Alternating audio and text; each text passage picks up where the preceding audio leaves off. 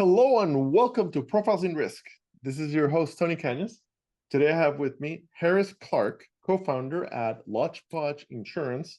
Harris, thank you for joining me today. How's it going? It's going great. Having a great day.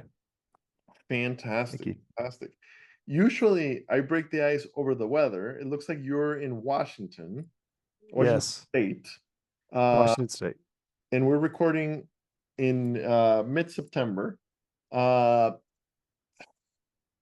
I'm gonna guess it's not cold yet. That it's still It's nice fall. I'm actually in the mountains. The Okay. the photograph behind me is the one of the prominent mountains in the valley here in the North Cascades, in the Methow Valley, and it's starting to cool off. We're starting to feel the effects of fall. Okay. Fantastic. Fantastic. I live in Atlanta, Georgia, but I'm in Nashville right now for Applied Net, uh at the Gaylord Opryland, which is a massive resort, uh, which for Nashville, given that there's no real winter here, like I would have expected it to be kind of open air. It's not. It's like a dome kind of thing. So I have no idea what the weather is because this place is so big that it could be snowing outside in Nashville and the Yeah, whole city shut down. We wouldn't realize it. So anyway, thank you for coming on the show. We always my give pleasure. the chance to give the elevator pitch. What is LodgePole Insurance? Yes, Lodgepole Insurance, and I'll talk a little bit about the name Oh, first. The oh, Lodgepole pine tree is okay. I it's said wildfire. I've said LodgePole like 6 times. Like what the hell? Okay. No to editing code. Lodgepole. Okay. Hold on. Lodgepole. Uh, Uh, so where was I? It's a pine tree, and the seeds only germinate after they've been exposed to wildfire. So it's a wildfire adapted tree, and the idea behind Lodgepole Insurance is to find a way to provide coverage for homeowners in wildfire country. The practice in the industry has been we typically see the use of wildfire models, and depending on what the score those wildfire models come out with, a carrier will decide whether or not they want to cover a particular property, and it varies by carrier and by model. I stopped counting at 50. So which of the models are correct? I don't know. They have some utility. They do tell you a little bit mhm. about probability, tell you a little bit about fuels. So they do have some use, but the wildfire science, the research that the industry is funded with the Insurance Institute for Business and Home Safety is, have you hardened the home, and what are the fuels like right next to the home? And so that's kind of what it's predicated on. It's a little bit contrarian because I haven't found a company that's used these attributes in uh, actually in underwriting, in detail, and in rating, ideally, because if you can take those attributes and make them objective, they make great rating attributes. However, the challenge with wildfire is the wildfire hardening attributes is that it's systemic. So you've got to have all of them for it to be effective. So it's predicated on that. The the product is really built around a typical homeowners insurance product, like an HO3 type product. Mhm. And the rating algorithm is using it's a multi-peril algorithm, so it can be very dynamic based on the risks that are based in a particular geography. And one of the attributes is of course the wildfire exposure. So you've got that lever to pull to. So that's the basis. It's really because I've learned in particular personalized insurance, it's who can make the best risk selection and who can better price that risk. And I think Absolutely. the company that figures that out for the wildfire peril is going to have an advantage. And And the that's what West we're trying to Coast, do. Yeah. like it's the name of the game today, basically. Yeah. If you can figure out Well, wildfire, otherwise you're just pulling further and further out of the whole region. Well, and if a home is in the wildland urban interface, it's exposed to wildfire. 40% of the homes in the US are in the wildland urban interface. That's 40% of the homeowners market. And in general, 50% of the new home market is in the wildland urban interface. Actually, up here in the Northwest, it's about 60% is all the new homes are going into it's where people want to live. They want to live in a beautiful place with trees. Okay, so one interesting thing you said is that it's built around the HO3. So is it an HO3 policy, or is it like, does it sit on top of an HO3 policy? No, the initial product is it's an HO3, and I do want to make clear we're still in development. We're looking for a way to field this product. We've gone down the path of looking for a fronting company, and we just concluded a conversations with the Lloyd's of London broker, in the past several weeks, to actually roll out some sort of a surplus lines product. So now we're kind of regrouping and figuring out where to take things from here. Fantastic. So I think that for this particular podcast, given that our listeners are all insurance, I think we've seen it in the industry news and even in the national news, how wildfire is getting so hard and how so many carriers are pulling out of California, and like it's a hard market, right? Especially Right. for wildfire property. So not to worry about the listener understanding like the need for this, but would love to dig into your story. So I see on LinkedIn that you spent a long time at a couple of personal lines carriers in the area. Yeah. So how did you decide to launch on your own to solve this very, very thorny issue? Well, it really comes back to this in learning personal lines is about what I typically refer to as pricing segmentation. It's like understanding the risk to the degree that you can differentiate based on price, and applying that to the homeowners. And homeowners isn't as sensitive to that as auto has been, primarily, at least in the Northwest. Homeowners premiums aren't approaching auto premiums until now, right? They've gone up, and now they're starting to go beyond auto insurance premiums. And so the focus out here typically for companies has been focus on auto because that's where the big money is. And homeowners, of course, is more volatile. I early in my career, I was this is the early 2000s. I was working for a company that was at the time was very forward thinking, and we fielded a pay as you drive auto insurance product, which was very, very progressive. And it also, based on the data we had, it was great at segmentation. But in the course of fielding that, we put that product out, and the company was acquired by another company, and the new owner decided it wasn't the thing to do. But that's kind of the parallel path. I'm just looking at homeowners as the new product to focus on. And I'm also, it's a similar environment to the thinking with the pay-as-you-drive auto product, in the sense that the climate's changing. So what can the insurance industry do to address that? And I think it's more obvious on the homeowner side. You hear a lot about it now if you read anything about what's happening in California. My wife and I own a home in wildfire country. We bought it. It's in the North Cascades in Washington, and we've been coming here for 25 years. And when we bought the home 10 years ago, we never had an issue in the summer. And since we bought the home,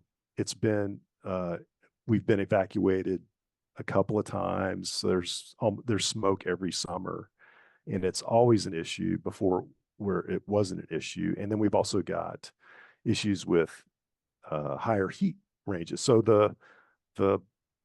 the shift is there's going to be more wildfires, and they're going to be more intense, because even right now we have more board feet of lumber in our forest than we did 100 years ago. So it's going to be a need the insurance industry is going to have to solve, and I think I've got a one way to address it.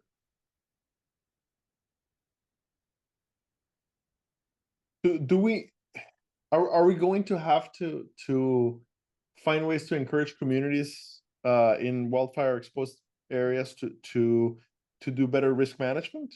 or is this? Absolutely, absolutely. It's on communities. An individual homeowner can take on a lot of it. I'll give you an example, it's something I think the community here is aware of.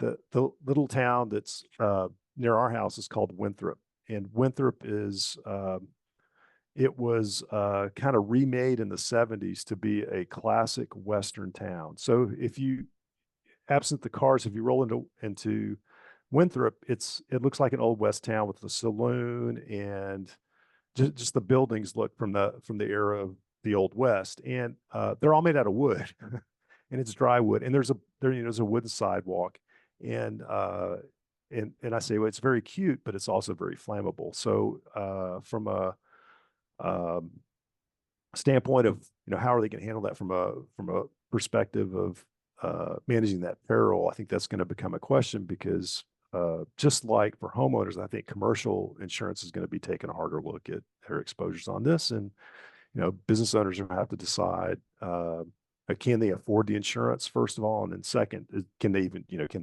they get the insurance? So. Okay. So uh with Lodgepole, uh basically what you're betting on, if I understood correctly at the beginning, is better models. The models are getting to the point where Better models, and finding customers whose risk behavior is better than others. okay, So my observation is there are people. I was at a neighbor's house yesterday, and they've done a fantastic job of hardening their house. Their house is probably built 20-25 years ago, Mhm. and a lot of the new construction out here, the owners are aware of it, and so everybody that's building a new house, it has a metal roof, it has like hardy plank or non-combustible siding. They clear everything out away from the house. 5 feet away, there's nothing. It's usually some sort of rock uh, rock garden type thing, or even cement all the way around the house. And then they've got 30 feet of defensible zone with maybe a few plants that aren't terribly flammable. And then outside that, if you're in the shrub step, there's a lot of plants here called they call them bitter brush. And I burned bitter brush because that's how you get rid of it if you don't take it to the dump. Is It's got lots of oils in it. It'll burn in a rainstorm. So clearing the bitter brush, further clearing it out, some distance from the house, so there's not a risk there. So there's a lot that could be done around that. And then you've got neighborhoods that have uh, Firewise. They've gotten their Firewise certification, which I don't think the industry's I think there's a company or two that actually gives discounts in California for that, like USA. I think USA, for instance, gives a discount. But the challenge with the Firewise certification is there's a certain amount of money you have to spend per capita, and you have to have a plan. And the amount per capita isn't a lot of money; it's dollars. Uh, so how good is the plan, and how good are they executing to the plan? That's really the question. So I'm not sure if Firewise has really taken on, at least in the view of the insurance industry, yet. okay. Are you finding uh appetite in the reinsurance market for better I, wildfire risk? I've the reinsurance market certainly has my experience. Working for a carrier was uh, those reinsurance companies are using their own models. They're primarily using RMS and AIR, and they're following the results of those models to manage their business. And that's why a lot of insurance companies have dropped some homeowners in wildfire countries, because they've got perhaps their own wildfire model that they're using to underwrite, and then they're getting input from the reinsurers, and they're saying, look, your book is too risky for us. We need to you need to de-risk your book, and here's what we think your risky properties are. And the companies go, okay, I need to de-risk my book so I can keep my reinsurance costs down. Yeah. And that's without regard to looking at whether or not the homeowner's taking any steps to harden their home. Okay. So so basically, like it requires insurance operations that are locally rooted in wildfire areas, that because like there's very few carriers that are based in the West Coast, right? The your most Right. That's right. are Midwest Right. and South. It's correct. Um, Yes. it's it's hard for them to really understand. Right? They don't live it. Uh, You're exactly right. I had the ability to see a carrier's wildfire model for our product. So we have a property in wildfire country, about 5 miles out of town. It's in the shrub steppe on the valley floor in the mountains. And we own a condo in downtown Seattle. And I looked at the wildfire risk model this company had for both our properties, and they have the same amount of wildfire risk, which doesn't make sense. You've got a high rise condo in a downtown area and a property that's actually exposed to wildfire. It wasn't what I expected. So I think you're right. I think that, that that anecdote and what I've also seen is companies that aren't in wildfire country and exposed to it is a peril, is a large part of the business. So companies that are headquartered out here tend to have most of the risk out here. I know that the last company I worked for had all of the homeowner policies in the Northwest and in Oregon and Washington. And others that I can think of, like Grange and Mutual of Eden Claw out here, have them. They're half dozen Western states. So yeah, certainly more familiar with it as apparel. okay, so the vision basically is we're rooted in this area, and better underwriting of the property owner uh, and the community. Um, Yeah. so what are the next steps to get this widely available Division. area? I think we got to find somebody willing to take on the risk, right? So there needs to be we're looking for a carrier, a lead carrier to be a front. Okay. Um, okay.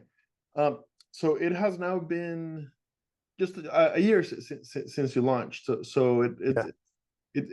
based on LinkedIn, right? So it seems that you're well on the way to making it happen, if it's only been a year. Yeah, I think so. I was talking to another founder that founded another company um, about 10 years ago using a similar method, this idea to be a program administrator for a fronting Mhm. company. And he told me it took 17 months to find his fronting company. And he also said, well, and the economic situation was a lot better back then. It wasn't such a hard market. So he wished me luck and said, hang in there. Yes, it's a hard hard market Yeah. in most lines of business. That's what I keep hearing, uh, Yeah. both agency and carrier side. Um, all right. How big is the addressable market? Well, it depends on how you come at it. I looked at it from a surplus lines perspective, just in the Northwest. And if you consider the size of the market here, it's probably in Washington State, it's probably easily a $20 million a year market for surplus lines. If you look at it from a admitted market size, again, it come back to it's wild urban interface homes is about 40% of the market. So how much you can address from our product is probably some smaller percentage of that 40%, but that's the opportunity. And I'll come back to, because the nature of this risk is changing and you're going to see a shift. And I'll give you an example of kind of the mindset in the Northwest. So in Washington, Oregon is split by, they're split by the mountains. There's Eastern Washington, Eastern Oregon, and Western Washington, Western Oregon. The western side is viewed as being wet, and the eastern side is being viewed as dry. So the wildfire risk is on the dry side, but Mhm. with with going through periods of drought, you've got high winds.